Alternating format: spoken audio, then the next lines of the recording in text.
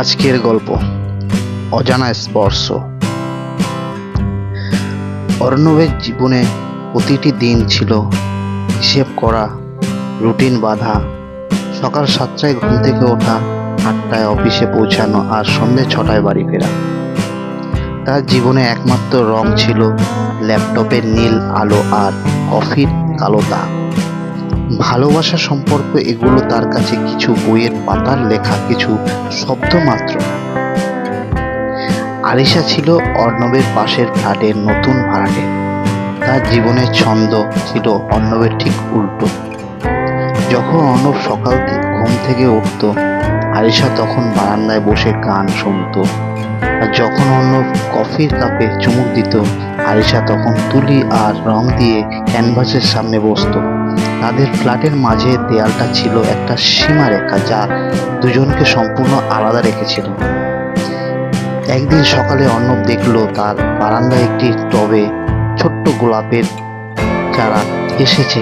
সে অবাক হলো, কারণ সে তো কোনো চারা কিনেনি।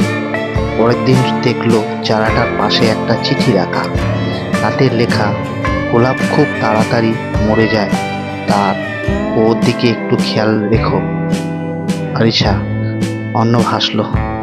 সে বুঝলো এটা আরিশার কাজ। সে গাছ লাগাতে ভালোবাসে। পরের কয়েকদিন সে গোলাপের চারাটির যত্ন নিতে শুরু করলো। প্রতিদিন সকালে সে বারান্দায় গিয়ে দেখতো আরিশা তার গাছগুলোর দিকে তাকিয়ে আছে কিনা।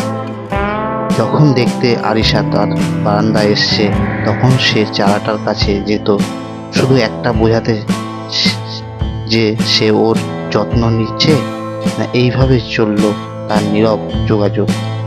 অর্ণবের ঘুম ভাঙত আরিশার গানের শব্দে, আর অফিসে থেকে ফিরে সে দেখতো তার বারান্দায় নতুন ফুল ফুটেছে। একদিন প্রচন্ড ঝড়ে অর্ণবের বারান্দায় গাছটা ভেঙে গেল। পরের দিন সকালে অর্ণব মন খারাপ করে দেখলো আরিশার বারান্দার টবে একটি নতুন গোলাপের চারা, সঙ্গে একটা চিঠি। এবার দুজনের গোলাপ একই সাথে বাজবে। এই ছোট্ট ছোট্ট ঘটনাগুলো তাদের মাঝে একটা অদ্ভুত বন্ধন তৈরি করেছিল। তারা একে অপরের সঙ্গে কখনো কথা বলেনি, চোখাচোখি হয়নি, কিন্তু তাদের ভালোবাসার ভাষা ছিল ফুল, গান, চিঠি, কয়েকটি বাক্য। তাদের ভালোবাসা ছিল অপ্রকাশিত, নিঃশব্দ, কিন্তু গভীর। তারা জানতো না যে ভালোবাসার শেষ কোথায়, কিন্তু তারা চাইতো না এই গল্পের শেষ হোক। তাদের ভালোবাসা ছিল দুটি আলাদা পৃথক পৃথিবীর নীরব স্পর্শ।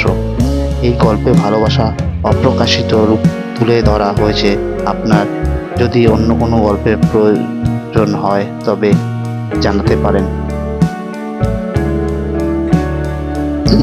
নমস্কার।